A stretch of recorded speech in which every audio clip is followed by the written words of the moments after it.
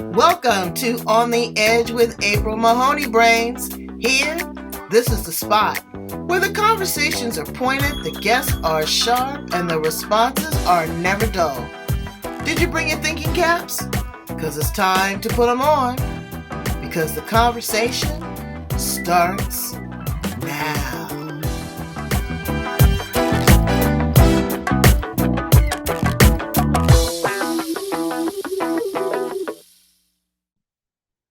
So I got to deal with that. And then somebody broke into it. My fault. I left the door open, But much like life, Anne Garland, we tend to leave the door open and somebody walks in. We're walking in here on the Edge Brains, a place where the conversation is pointed, the guests are sharp, and the responses are never dull. Meet my friend, Anne Garland. And hi, everyone. And Brains, we're going to talk about networking, what that means to have a strong network, support, be it with your business, with your finance, with your friendship, with your health. You've got to build partnerships. You've got to weave this web together, but it has to be something that's strong, like a net. That's why they call it networking, because it's got to be tight. You got to edit and filter. You got to get out the weakest link.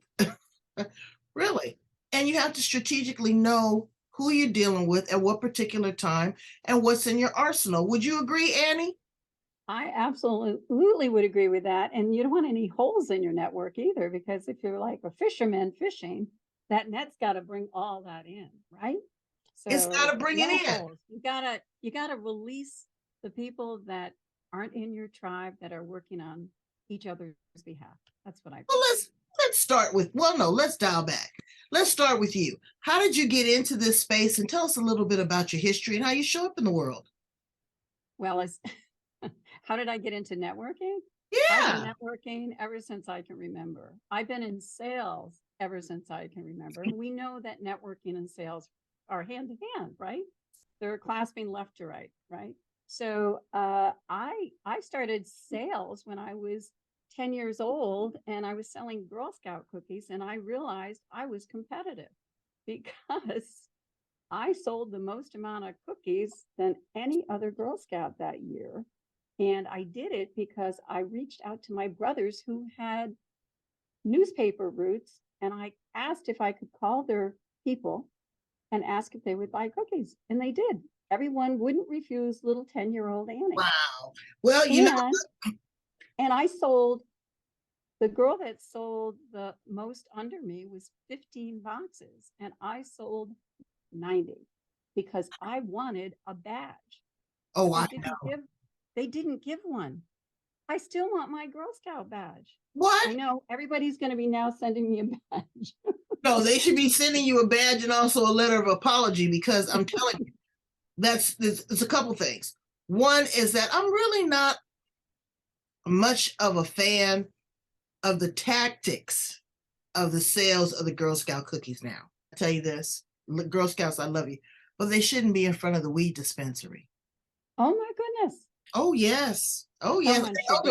Those are where the big winners are. But networking, as you said. That's because they smoke and they're hungry and they want sweets. I mean, that was brilliant on some level. Come on. On some level, right. But the implication on the other side, absolutely. It's inappropriate for little girls selling. And the message of the Girl Scouts, that's one of the things they pledge and their honor. So it's an oxymoron. But regardless to that, closing on a deal, they teach them how to do that. They teach them how to close on the deal. They teach you how to ask for the business.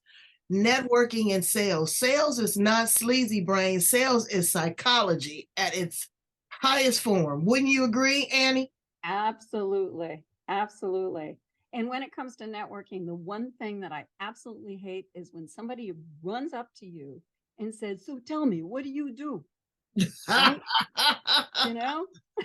It's like, that's like nails on a chalkboard to me. There's softer ways of approaching people and asking, getting to know them. It's like dating. How do you do that, right? And how do you do it graciously? So we can either move forward on that way, or I can tell you on my journey. I talked to you about sales. I've been in sales ever since I was selling Girl Scout cookies. Mhm. And I was the youngest of 5. I was scrappy and a go-getter. And I knew where I lived. I lived on a lake. It was beautiful. And however, I couldn't, it was a nice place to be from. That's all I'm going to say. To be from. I get you. I get you. So, Annie, being gracious and allowing people permission to be who they are, and also giving them the permission to make corrective action and accepting that. Tell us a little bit about that. How do you feel about that? Well, when I run into when I'm in a group, can we talk about groups? Sure. Okay. So I may observe somebody that I really care about, and they may be a little off balance, or they may be gossipy or something, or they may be in a point where I've observed something that could help them, because at my wise age, old way, I've seen a lot. And so what I would do is pull them aside and say, April, I've observed something and I'd like to share it with you, but I want your permission. Or would you be open to some constructive criticism? You do it in such a nice way because you're asking for permission. And in doing that, when they say yes, you just lay it out as gently, and you say, this is coming from my heart because I care about you. And I really would hope that you would receive this very nicely. But I notice when you're in blah, blah, blah, blah, blah situation that you respond this way, and it's not helpful for you. Does That's that help? beautiful. Yes, that's very kind, very gentle, and very respectful. Well, I would say, get the hell out. No, I'm just kidding. No, I'm just kidding. I would. But again, you meet people where they are. And if they're not for you, then you have to, make the decision based upon your understanding, your level of tolerance, your level of, of respect. As the kids say, how many spoons do you have? I've never heard that before. Oh yeah. So that's how much you can tolerate. So if you're not Spoonful of medicine, you mean? huh? Spoonful of medicine? How much medicine No, can you tolerate? just spoons, just empty spoons. I guess how much you can hold in a spoon. I don't know where they come from. Okay. Yeah, so All someone will say, "Oh, we've only got 2." They'll say, "I only got 2 spoons." That means I've only got 2 spoons worth of tolerance or patience or whatever. And then they'll say, "Do you have, all 12 spoons?" I sure do. I love that. I've never heard that before. I love it. Yeah, So it's your capacity of what you can hold. your capacity of what you can hold. Wouldn't Absolutely. it be, is it a ladle? Exactly. Or is it a female spoon with all the holes in it? Yeah, the one. That's crazy. Hold on a minute. That's funny. That's very funny. Networking is key, and how you network is key. We're going to weave in and out of the sales and the networking because sales doesn't necessarily have to be an exchange of currency. Every time you meet someone is a sales opportunity. Your smile, your handshake, your breath, that can be a deal maker. Brains, really. You know that you're out, your aura. What draws people to you? And when you go to an event, Brains, are you just collecting everybody's business cards? I don't do that. No. And if I do, I put a number of a priority on the back of, this is my top 3 or whatever, but they just collect all of them, and it's kind of a waste. Well, I don't like card collecting. I like card connecting. That's right. And so my thing is, when you do go to a networking meeting, you actually set out in the mornings. Hopefully you're setting a goal, and you want to meet 1 or 2, maybe 3 people at most. And if you go beyond that, you're card collecting. And many times you don't even have time to do that, because usually you're going if there's a speaker or there's something going on. The idea isn't how many cards can you connect. So absolutely. I have this little thing I call, it's my ask method. And it's, how do you approach someone? What do you say when you do? And the key, it's A for approaching, S is for what do you say, and K is for key, and it's how you follow up. Mm. And only meeting one or two people helps you do follow up way better. Because I know historically, I know from so many people, they get cards and they never follow up. Never follow up. They And never follow up. that is what they call in sales brains a warm lead. You've already Yes, had it is. interaction with this person. They have an Absolutely. idea of who you are. They've heard your name. You shared with them what the intent is. You know a little bit about each other's business. That's a warm lead. You need to follow up on that instead of what we also call in sales cold calling. Just throwing a net out and just hoping that somebody, you catch them. I was the queen of cold calling, by the way. Me too. It was like I'd go in the front door and they'd throw me out, and I'd go in the back door and they'd say, "What will it take to get rid of you?" And I said, "Honestly, I wouldn't be here in your presence because I don't have a lot of time. But I know if you just give me a few minutes, I can answer a problem that you don't even realize you solved, and I know you have it." And that's another thing. Being a problem solver in sales, brains, is that you are not the problem describer. That's your client. You are the solution seeker. You sell to value. You let your client talk, and then you color in the white space. Okay. And you ask for the business. Oh, I had the sales executive with me, and girl, she was smoother than butter. We go into this building and we're selling multimedia projection. And the lady tells her what the budget is. And she says, oh, just using a figure, $10,000. She says, oh, well, up to. No one could stand the silence. So she goes, oh, up to about 1,800. She said, good, we can bring you in at 16.5. She made her tell on herself how much money she, just by being silent. I thought that I seen her do that 2 or 3 times, honey. I stole that technique. But also following up 2 or 3, 4 touches. People get busy brains. They can't just stop and pump their brakes like Annie did to talk to me, which was so sweet. And I appreciate that. But folks are busy. You have to follow up and follow up graciously, and also be able to take a no. No is a complete sentence. Yes, it is. And do you know why you want to follow up? Why? Because nobody else does. And you will set yourself apart from everyone else in the industry. And I tell everybody, you go to an event, you've collected, you have received, let's not use the word collect, you've received 2 cards, maybe 3 cards. You get in your car, and before you even pull out of a parking lot, you write hopefully you write down some things that stand out about a person on the back of that card. And I want people to call or text and leave a message. Usually text works in this regard. You're in your car, you text, April, it was so incredible meeting you. I really enjoyed our conversation. Let's continue it. Are you available next week? That's all. You text that. And if it's somebody who you don't want to meet, it didn't quite work out, you still say, Jane, it was really wonderful. I liked our conversation. Right now, it doesn't seem like we have a match. However, you never know who I know that needs to know you. Let's stay in touch. You put that in a text, or a phone call, or a verbal text. But that's how you leave a message, and that's when they will come back to you. And that is like secret sauce. Right? Yeah, it's building a relationship. Magic. It's building a relationship. Okay, so let's talk about asking for the business. Women still have a problem with that. Men will go out on the golf course, they'll putz around, have a couple cigars and a good scotch, and close $5-6 million deals.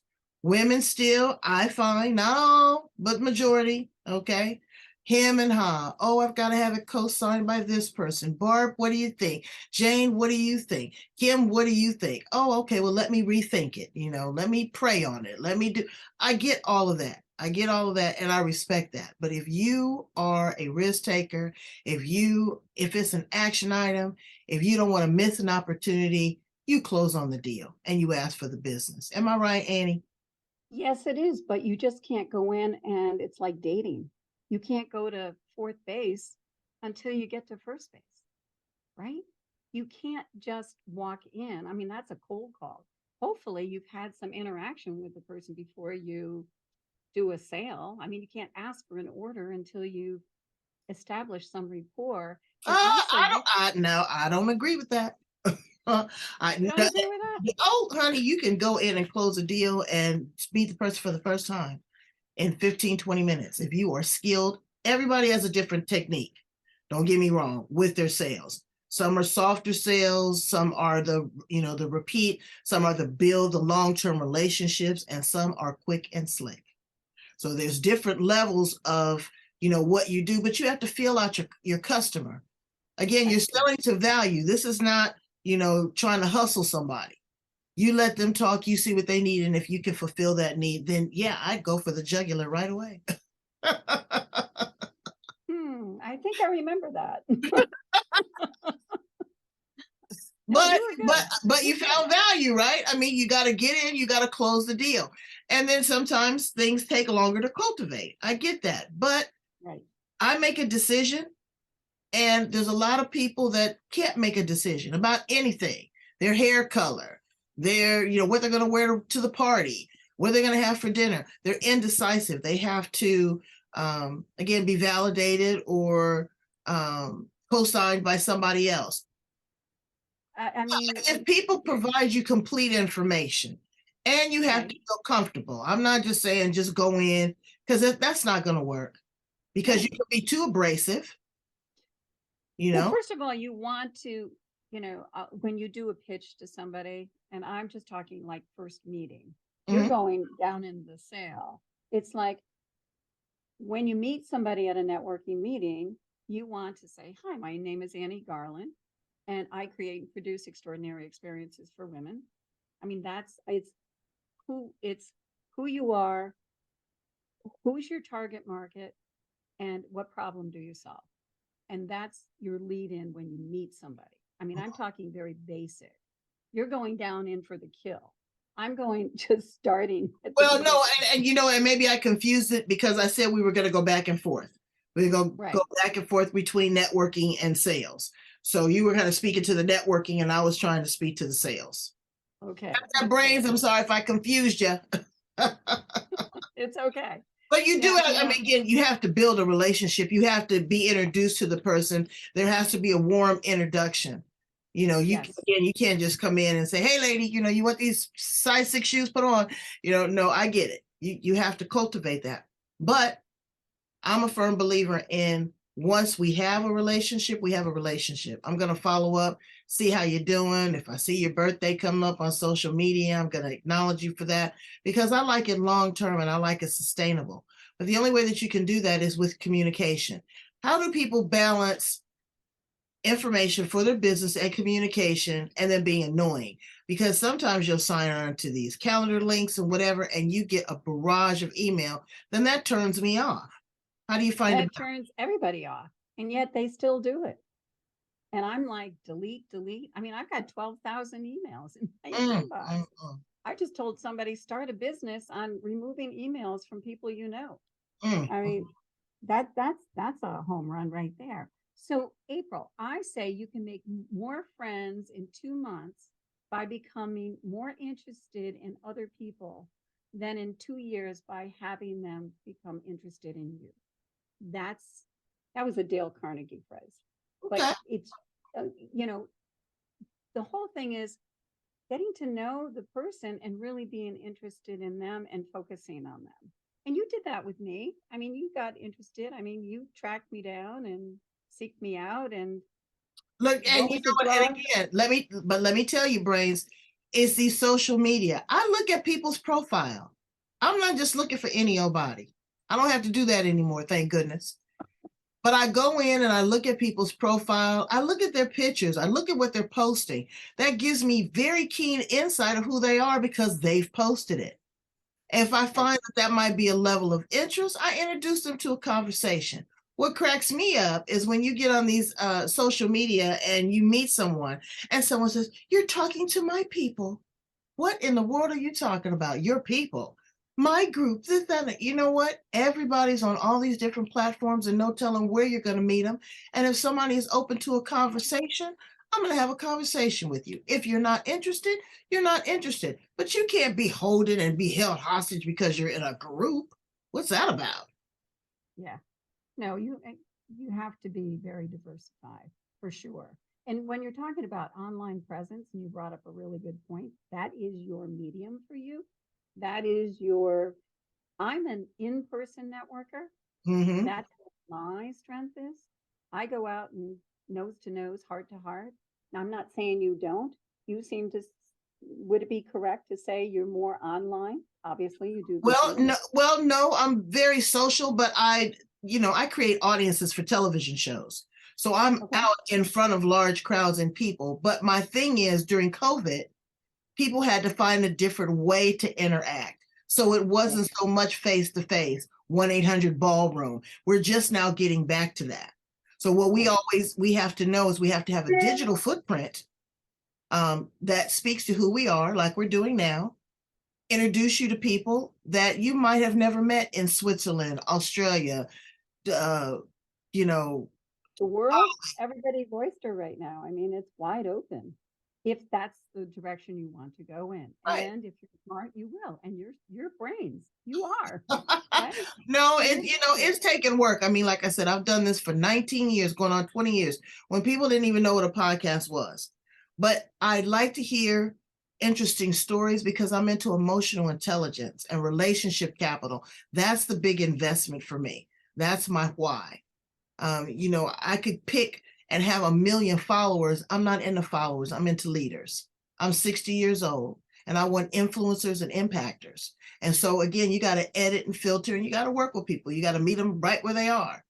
So I get that. But networking is like dating. It is.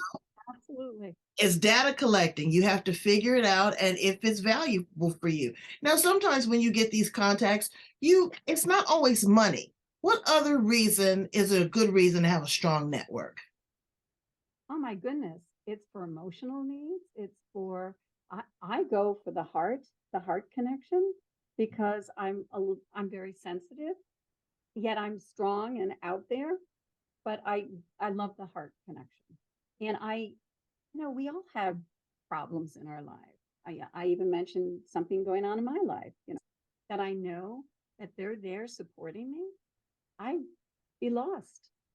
No one makes it alone. We humans, in order to survive, need connection. And studies have shown that we are born, it's in our DNA.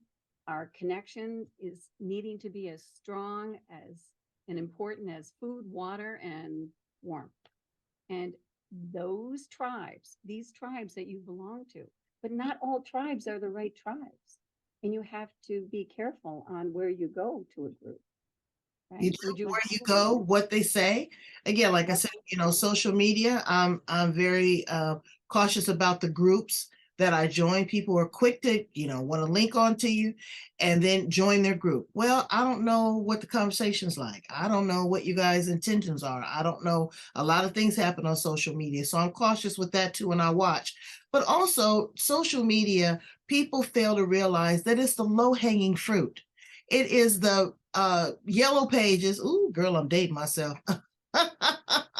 Or the white pages of the 23rd century, 22nd century. Absolutely. This is how people meet one another. This is, they had their address, their phone number, or maybe what their business was. Now they have a lot more than that. But there's thousands or 2,000 or 3,000 people that you have collected as friends and don't know 10 of them. I'll do that and I'll say, oh, I found you because I was looking at your profile and I saw you through this person, that person. Who's that? They don't even know who it is, but you've got them watching everything you do. So that network, you have to be careful with that.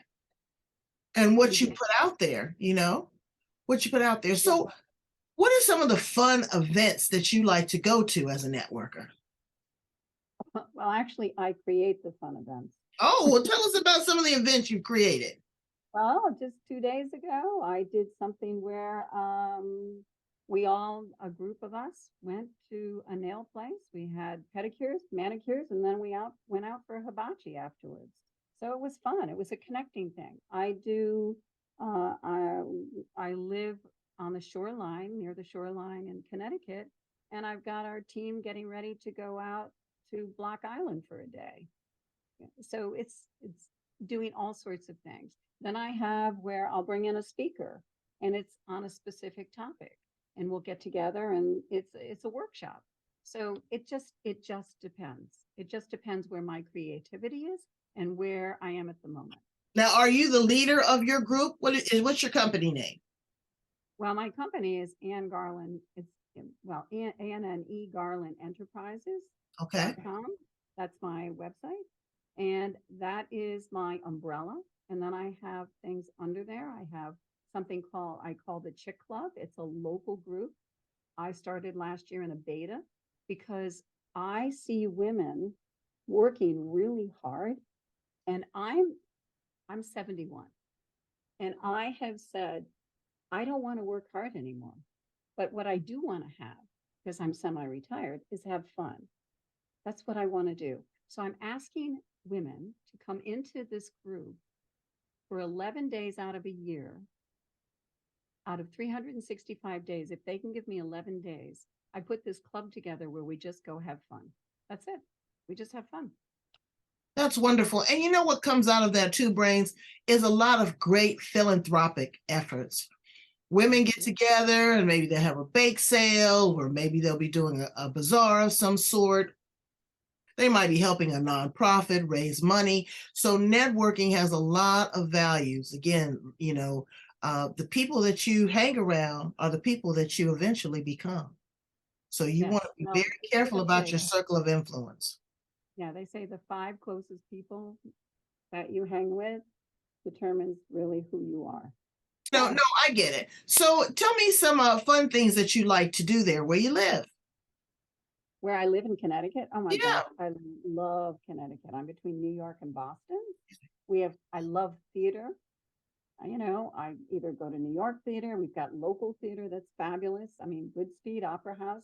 Annie came from, the play Annie went on Broadway and it came from Goodspeed Opera House.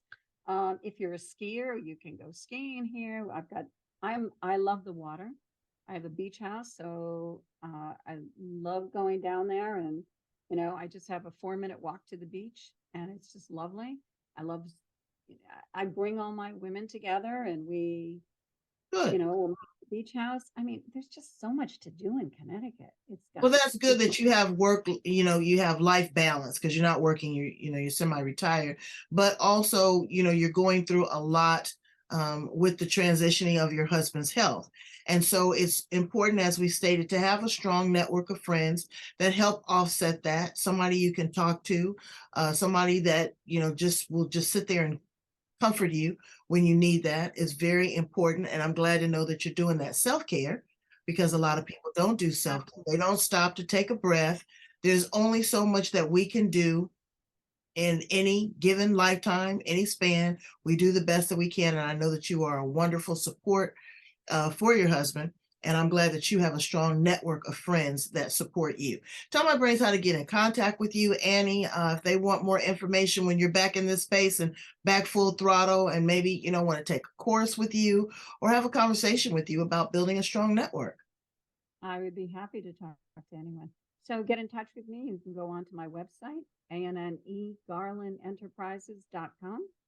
And there's a contact. You can get into my calendar and we can have a conversation. I'm also on LinkedIn. Don't remember the LinkedIn right at the moment, but I think it's ANNE Garland. I pronounce my name Annie, but it's ANNE Garland. I'm on Facebook. This is my book, Secrets of a Serial Networker. You can find me here. Beautiful. And the chicken, there's a story behind the chicken. We didn't even get into that. All right. Well, what's the story? Don't leave us hanging. What's the story behind the chicken? Yes. I call it. This is my. Yeah, she's. My chicken. Anyway, the story with the chicken is when people say, "What's with the chicken on the cover?" and I say, "What's the question that always comes up? Why did the chicken cross the road?" Right? Okay. And the answer is, they always say, to get to the other side. And so the real story is, but why did the chicken want to get to the other side? And whole thing, it's a metaphor, because is crossing more, are they more fearful of crossing than not crossing? And that is really what networking is all about. Just cross the road, get over your fear, cross the road, get to the other side so you can meet other chicks. That's it.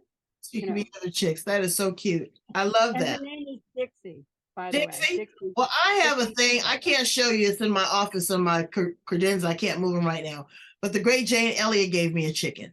And so I have a fondness for chickens too, because they're, culturally, they're very much for prosperity and longevity. And thank you so much for sharing that with us, Brains. I need you to go in and love, like, and share. Follow Annie Garland, pick up a copy of her book. We can always improve our networking game. It's very important to have a strong network. And when I say strong, that could be 2 people, that could be 30 of the best people, but make sure that they're the right people in your circle. Annie, thank you so much. I appreciate you. Come back and visit me again, all right? Love to do that. And thank you. Hello to your audience.